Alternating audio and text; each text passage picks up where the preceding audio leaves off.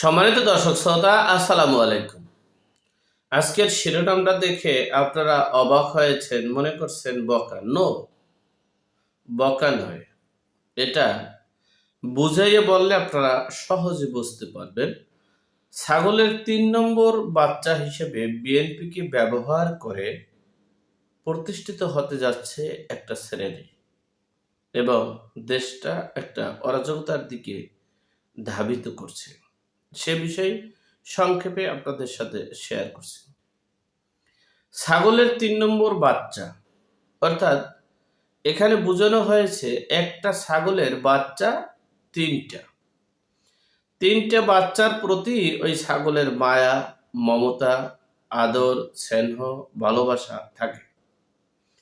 কিন্তু ৩ নম্বরের যে বাচ্চাটা, সেটাকে ৩ নম্বর কখন নামকরণ করা হয়েছে? যখন ছাগলের বাচ্চার সাধারণত ২টা বান থাকে, অর্থাৎ দুধ খাওয়ার মতো ২টা বান থাকে। দুইজন বাচ্চারা ভাগ করে খেয়ে থাকে, আর একজন সে খাইতে পারে না। ওই দুইজনের খাওয়া শেষ হয়ে গেলে এরপরে আর একজন যাইয়া সুস্যা যা পায়, পানি পায় আর যা পায়, দুধ পায়, যতটুকু পায় সেটা খেয়ে কোনো রকমের জীবন যাপন করে। আবার যদি এই সেই ৩ নম্বর বাচ্চাটা যদি একটু ঢোসা দিতে পারে ভালো, তাদেরকে মানে হটাইয়া যদি খাইতে পারে, সেটা ভিন্ন বিষয়। খেলে আবার অন্যজন ৩ নম্বর হয়ে যাবে।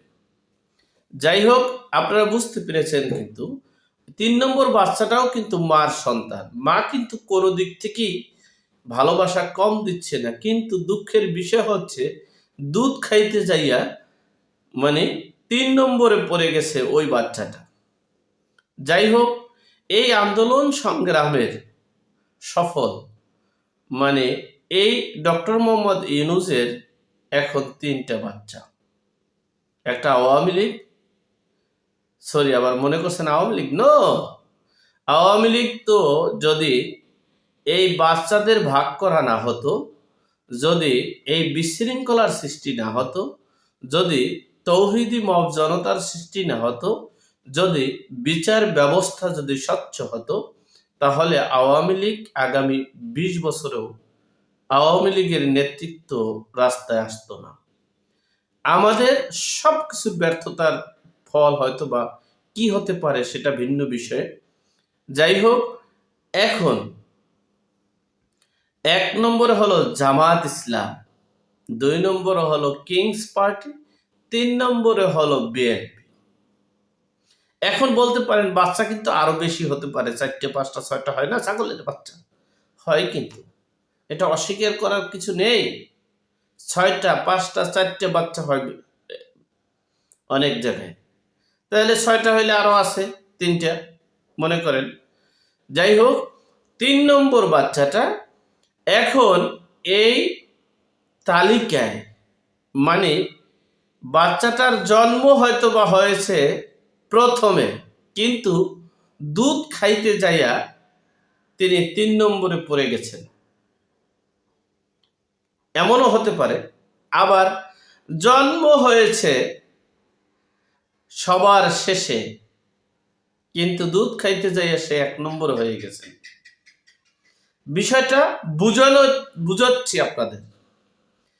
তো বিএনপি ৩ নম্বর ছাগলের বাচ্চা হিসেবে তাকে ডক্টর মোহাম্মদ ইউনূস ব্যবহার করছে, এবং আমরা যারা দর্শক শ্রোতা আছি, আমরা যারা দেখার লোক আছি, আমরা যারা গণনা করার লোক আছি, আমরা যারা পর্যবেক্ষণ করার লোক আছি, আমরা বুঝতে পেরেছি ৩ নম্বর হিসেবেই তিনি আছেন।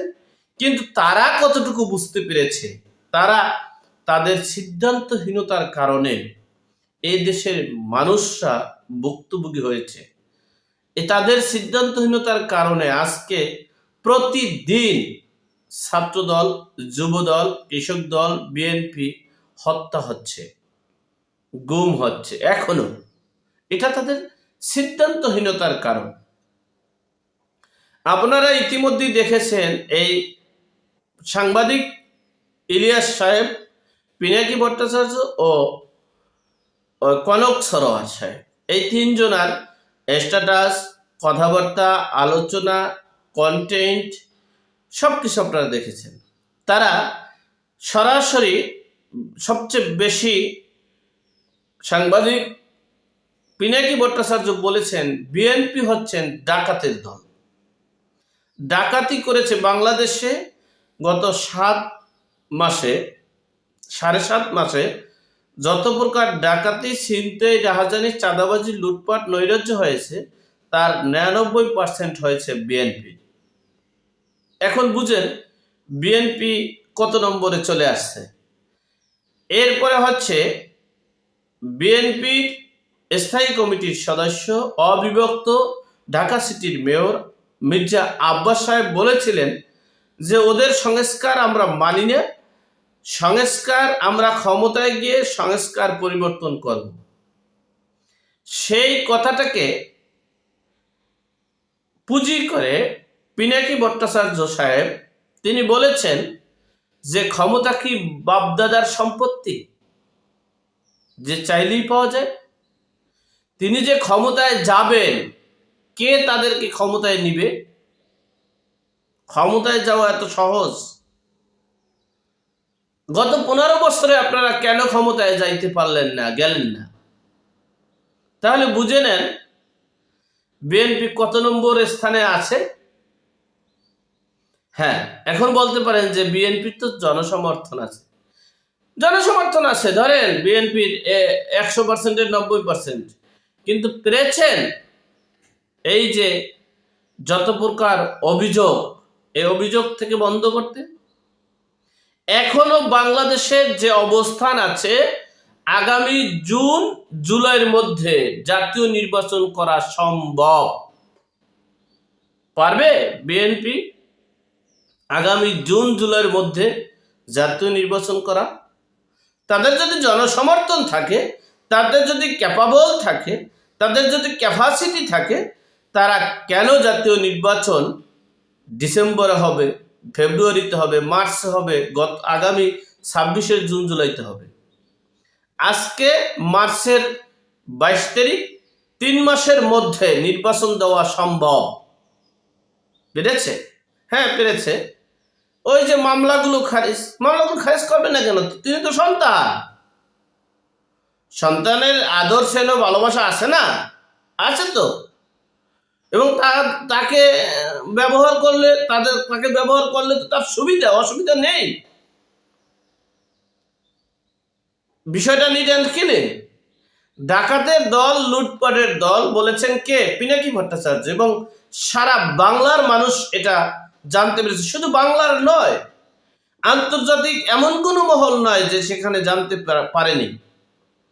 এবং বলেছে মির্জা আব্বাসকে এবং বিএনপিকে বলেছে যে ক্ষমতায় গিয়ে সংস্কার পরিবর্তন করবেন। ক্ষমতা কি আপনার বাপদাদার?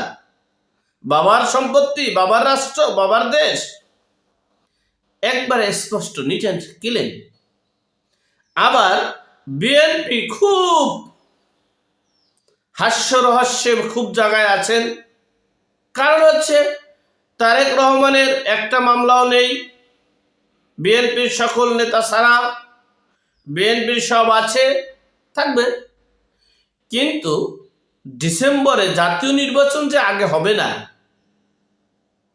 বা না হওয়ার সম্ভাবনা 100%-এর ভিতরে 90%, সেটা কি তারা বুঝতে পারে না? কারণ আমরা তো দর্শক, আমরা বুঝতে পারি কোনটা 3 নম্বর ছাগলের বাচ্চা। আপনি দেখেন আজকের পত্রিকায় চলে আসছে এই কথাটার মিন্স কি বিএনপি বুঝে? যদি বিএনপি বুঝতো এই কথাটার মানে, তাহলে বিএনপি আগামী 90 দিনের ভিতরে নির্বাচন দেওয়া সম্ভব করে নিতে পারত। বিএনপির সেই ক্যাপাসিটি, সেই জনসমর্থন, সেই যোগ্যতা নেই। বিএনপিকে আমরা যে জনসমর্থন মনে করছি, কিন্তু বাস্তবিক অর্থে মনে হচ্ছে বিএনপির জনসমর্থন সবচেয়ে নিচে। যদি তাদের জনসমর্থন থাকতো, জনগণকে মাঠে নিয়ে আগামী 90 দিনের ভিতরে নির্বাচন আদায় করে নিতে পারতো। কারণ এখন তো স্বৈরাচার সরকার নেই, এখন তো একনায়কতন্ত্র নেই, তাহলে এখন কেন পারছে না? তাহলে তাদের ব্যর্থতা কোথায়? দেখেন কি বলছে এই মাহফুজ আলম সাহেব। পিনাকি ভট্টাচার্য তো বলেছেই, পিনাকি বলেছে, ইলিয়াস সাহেব বলেছে, কনক সরোয়ার বলেছে, আগে সংস্কার করতে হবে, আগে আওয়ামী লীগের অপরাধী বিচার করতে হবে। এমনকি আপনারা দেখেছেন ঢাকার শহরে মিছিলে ভরপুর, আওয়ামী লীগের নিষিদ্ধ না হওয়া পর্যন্ত, বিচার কার্যক্রম না হওয়া পর্যন্ত, সংস্কার না হওয়া পর্যন্ত নির্বাচন করতে দেওয়া যাবে না।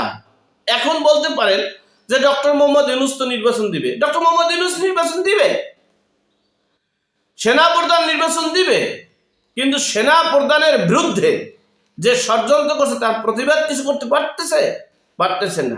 ডক্টর মোহাম্মদ ইউনূস কি প্রতিবাদ করতে পারতেছে না।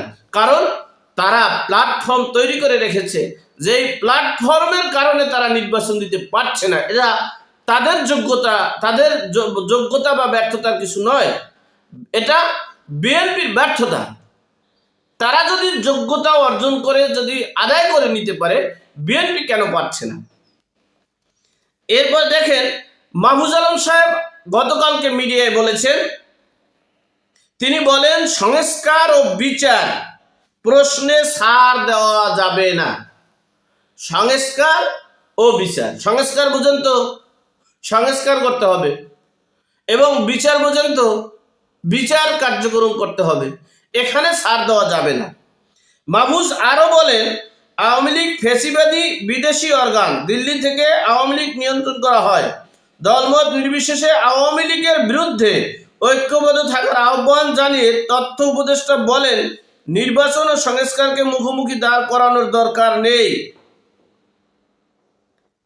নির্বাচন ও সংস্কারের মুখোমুখি দাঁড় করা সম্ভব নয়। তারা বলেছেন, এই মাহফুজ আলম বলেছে যে আওয়ামী লীগকে নিবন্ধন বাতিল করে এরপরে নির্বাচন দিতে হবে। নিট অ্যান্ড ক্লিন সংস্কার করতে হবে, এবং সংস্কার ও বিচার, এই সংস্কার এবং বিচারের মধ্যে কারোর সাথে কোনো আপোষ নেই। তাহলে আগে সংস্কার করতে হবে, এরপর বিচার করতে হবে, এরপর আওয়ামী লীগের নিবন্ধন বাতিল করতে হবে, এরপরে নির্বাচন হবে। স্পষ্ট ভাষা। এখন বিএনপি কেন পারছে না? বিএনপি কেন পারছে না? তাহলে পিনাকি ভট্টাচার্যের কথাই সত্য যে বিএনপির কোনো রাজনৈতিক মেরুদণ্ড নেই। তারা ডাকাতের দল, তারা লুটপাটের দল, তারা নৈরাজ্যের দল। এমনকি নাহিদ ইসলাম, সার্জি, হাসনাত সকলে বলেছেন যে এক দল খেয়েছে আর এক দল খাওয়ার জন্য হা করে আছে, খেতে না পেরে দেশের করুণ অবস্থা করতে যাচ্ছে। তাহলে স্পষ্ট হয়েছেন, আপনারা বুঝতে পেরেছেন শিরোনামের কথা। যাই হোক, সর্বোপরি কথা হচ্ছে, বিএনপি কি পারবে 2025 সালের আগস্ট মাসে 5 তারিখের মধ্যে নির্বাচনটা আদায় করে নিতে, নাকি ছাগলের 3 নম্বর বাচ্চা হিসেবেই থাকবে? দেখা যাক সামনে গিয়ে। এ পর্যন্তই প্রিয় দর্শক, ভালো থাকবেন।